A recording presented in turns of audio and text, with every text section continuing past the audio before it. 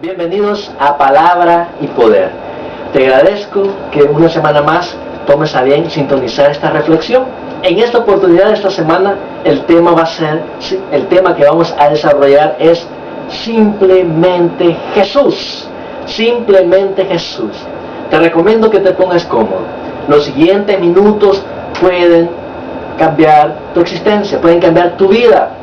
Tómate el tiempo para poder recibir lo que Jesús tiene para ti en este momento, lo que Jesús quiere hacer contigo. Vamos rápidamente a Isaías 53, versículo 1. Isaías capítulo 53, versículo 1 dice lo siguiente: ¿quién ha creído a nuestro anuncio?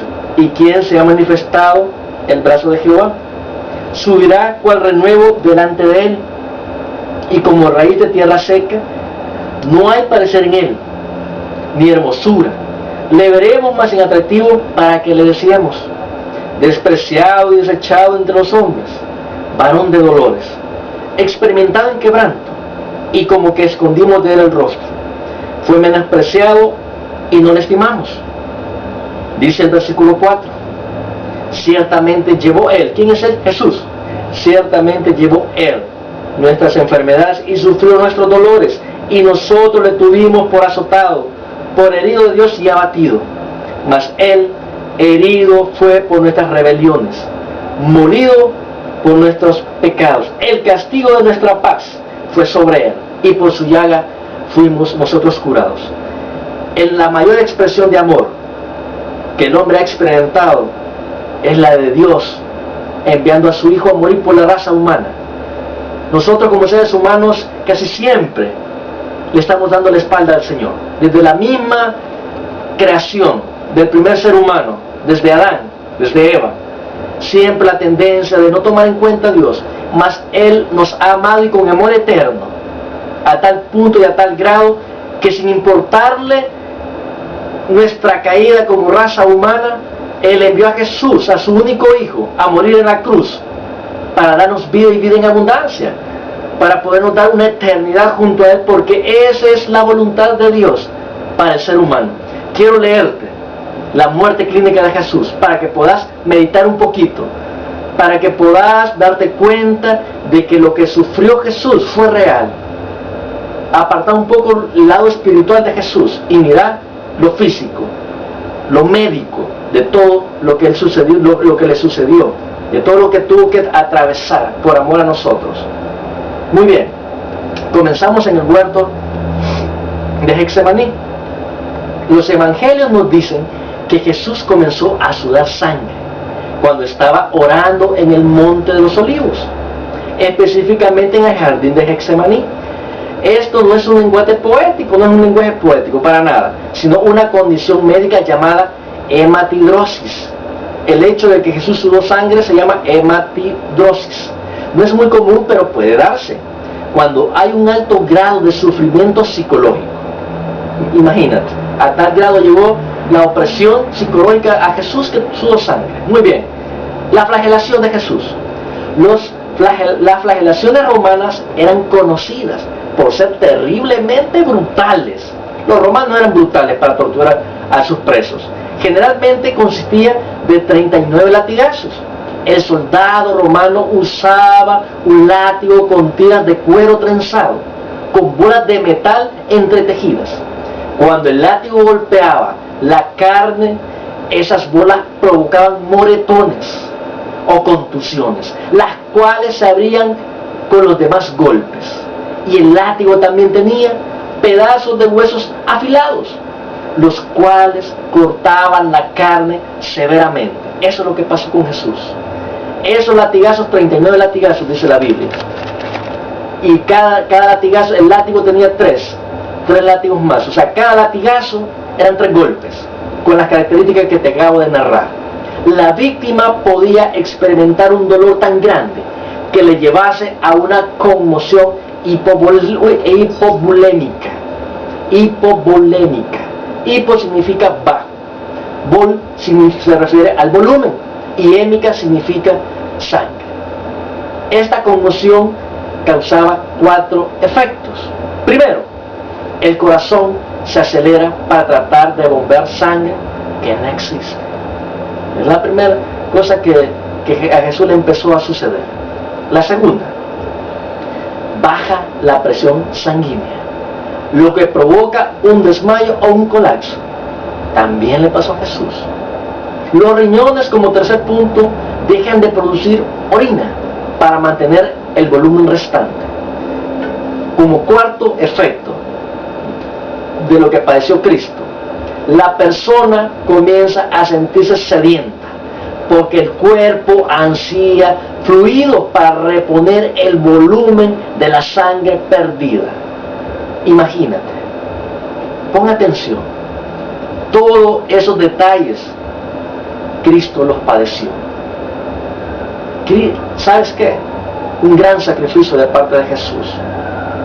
Por eso es que el tema se llama simplemente Jesús. Muy bien, sigamos adelante. ¿Cómo no? Camino al Calvario. Jesús se encontraba en condición hipovolémica mientras ascendía por el camino hacia el lugar de la ejecución en el Calvario, llevando el madero horizontal de la cruz. En el momento de la crucifixión, avancemos un poco más. Nos estamos acercando a la crucifixión, a la muerte de Jesús. La muerte de Jesús fue todavía peor que la crucifixión común. No a todos los criminales condenados los clavaban a la cruz. Muchos eran amarrados. Mas sin embargo, con Jesús no fue así. A Jesús lo acostaron y clavaron sus manos en posición abierta en el madero horizontal. Imagínate. Esta vía se llama patíbulo, y en ese momento estaba separado el madero vertical que estaba clavado en el suelo de forma permanente. Los clavos que los romanos usaban y con los que perforaron las manos de Jesús medían alrededor de 13 a 18 centímetros de largo. ¿Te puedes imaginar? Tremendo, tremendo. De 13 a 18 centímetros de largo, afilados hasta terminar en punta aguda. Hacían los clavos que usaban los romanos. El clavo atravesaba el nervio mediano. Ese es el nervio mayor, que sale de la mano y quedaba triturado por el clavo que lo martillaba. Jesús colgado en la cruz. Imagínate. Sigamos avanzando. Continuemos. Cuando Jesús fue alzado para unir el madero con el poste vertical, se procedió a clavarle los pies. Nuevamente los nervios de los pies fueron triturados, y eso debe haber causado un dolor similar al de las muñecas. 13 centímetros a 18 los clavos, también en los pies. Al momento de estar en posición vertical, sus brazos se estiraron intensamente, probablemente 15 centímetros de largo, y ambos hombros seguramente, se cree según los teólogos, se dislocaron. Lo que confirma lo escrito en el Salmo 22, que dice lo siguiente: dislocados están todos mis huesos. En el Salmo 22 hace referencia. Una vez que la persona cuelga en posición vertical, la crucifixión es una muerte lenta y agonizante por asfixia. Eso es lo que padeció Jesús. La razón es que la presión ejercida en los músculos pone el pecho en la posición de inhalación. Básicamente, para poder exhalar, el individuo que es crucificado, como fue Jesús, debía apoyarse en sus pies para que la tensión de los músculos se alivie por un momento. Debía de haberlo hecho. Al hacerlo, el clavo desgarraría el pie hasta que quede finalmente incrustado. Qué tremendo y qué terrible lo que padeció nuestro querido Señor Jesús. La muerte de Jesús. A medida que la persona reduce el ritmo respiratorio, entra en lo que se denomina acidosis respiratoria. Acidosis respiratoria. ¿Qué significa esto? El dióxido de carbono de la sangre se disuelve como ácido carbónico, lo cual causa que aumente la acidez de la sangre. Finalmente, eso lleva a un pulso irregular. De hecho, al sentir que su corazón latía en forma errática, Jesús se hubiera dado cuenta de que estaba a punto de morir. Y es entonces que alcanzó a exclamar lo siguiente: Padre, Elí, Elí, lama sabactani. Padre, en tus manos encomiendo mi espíritu. Fueron las últimas palabras de Jesús en esa cruz, y luego murió de un paro cardíaco. Tremendo, terrible, pero esa fue la muerte médica de Jesús. Increíble, la muerte médica de Jesús. Jesús nos hace el llamado a que le abramos el corazón, y creo que después de conocer todo el sufrimiento real que tuvo, es lo menos que podemos hacer. No te lo comparto, que sabes, no te lo estoy compartiendo, ni te lo estoy diciendo, no te lo estoy contando para que tengas lástima de él. No es esa mi intención, sino más bien para que te des cuenta cuánto amor te tiene, cuánto amor le tiene a la humanidad. ¿Sí? Quiero que reforcemos lo que dice Juan 3:16. Checa lo que dice. Es increíble lo que Jesús padeció. ¿Sabes qué dice la Escritura? Que él tenía legiones de ángeles a su disposición, mas sin embargo no hizo uso de ese poder, porque tenía que consumar el hecho en la cruz del Calvario. Porque sin muerte, sin cruz, no hay vida eterna para el ser humano. Mira lo que dice Juan 3:16. Quiero compartírtelo.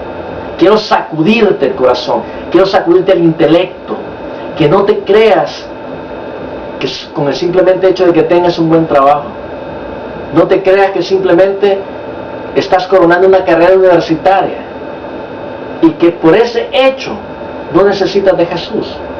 Piensa un poco si vale la pena seguirle dando la espalda a Jesús. Y yo no te hablo de una religión, de un nombre religioso, no es esa mi intención, sino de una relación íntima con tu Creador, con Jesús.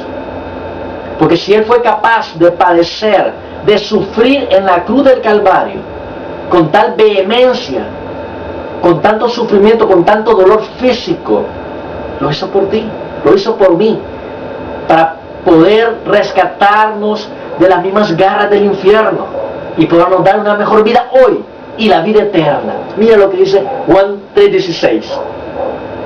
Porque de tal manera amó Dios al mundo, que ha dado a su Hijo unigénito, para que todo aquel que en Él cree no se pierda, mas tenga la vida eterna. Porque no envió Dios a su Hijo, a Jesús, al mundo para condenar al mundo, sino para que el mundo sea salvo por Él. El que en Él cree no es condenado, pero el que no cree, y ojo con esto, pon atención, pero el que no cree ya ha sido condenado, porque no ha creído en el nombre del unigénito Hijo de Dios. El sacrificio ya está hecho. La salvación, algunos tienden a decir que es gratuita. Yo te digo que no. Vale la sangre del Cordero de Dios, vale la sangre de Jesucristo, vale los azotes que le provocaron un desgarramiento en su sangre, en su piel, vale cada clavo que incrustaron en sus muñecas y en sus pies. ¿Sí? Eso es lo que vale, lo que te ofrece Dios. Claro, nosotros lo único que nos pide el Señor es que abramos el corazón, que le recibamos como Señor y Salvador de nuestra vida. Yo te invito, reto tu intelecto, y te voy a insistir con eso, reto tu intelecto, sal de esa zona de comodidad, acércate a Jesús, basta ya de estarle dando vuelta al asunto, arregla ya tu situación con Jesús, con el Creador. Él ya hizo su parte, pero te toca a ti. Te toca a ti ahora darle el sí a Jesús. Yo te pido ahora que puedas abrir tu corazón en Jesús, que puedas entregar tu vida. Yo te aseguro que no te vas a arrepentir. La vida del cristiano es la mejor vida que puede haber, que no se compara ni con los mejores tesoros que te puede dar este mundo. El vivir de la mano de Jesús no se compara con el mejor trabajo, con la mejor mujer que te puedas conseguir. con el mayor logro académico no se compara con lo que Jesús te ofrece a ti. Créeme que si vienes a Jesús, serás una mejor persona. Tu entorno familiar, tu entorno de trabajo, todo va a cambiar. Porque Jesús cambia el corazón. Y del corazón viene el cambio total de la sociedad misma. Yo te invito a que le digas a Jesús estas palabras. Él te está viendo. Dile lo siguiente y díselo de corazón. Señor Jesús, yo te recibo hoy como mi único y suficiente Salvador personal. Creo que eres Dios, que moriste en la cruz del Calvario para perdonar mis pecados y que resucitaste al tercer día. Me arrepiento, soy pecador, perdóname, Señor. Gracias doy al Padre por haber enviado a Jesús a sufrir y a morir en mi lugar. Amén y amén. Te felicito. Si has hecho esta oración, has tomado la decisión más importante en tu vida, que es la de pasar de las tinieblas a la luz, del reino de la oscuridad al reino del Hijo amado, de Jesús. Yo te aseguro que tu vida no va a ser la misma, porque estás correspondiendo al amor que Dios te ha tenido desde la misma creación. Yo te doy un abrazo a la distancia, donde quiera que me estés viendo, donde quiera que hayas visto esta reflexión, este video. No es casualidad. Créeme que no fue casualidad que vieras este video, que abrieras este video. Es que Jesús tenía un propósito contigo. Como siempre digo, Jesús puede hacerlo de nuevo. Bendiciones y será hasta el próximo programa.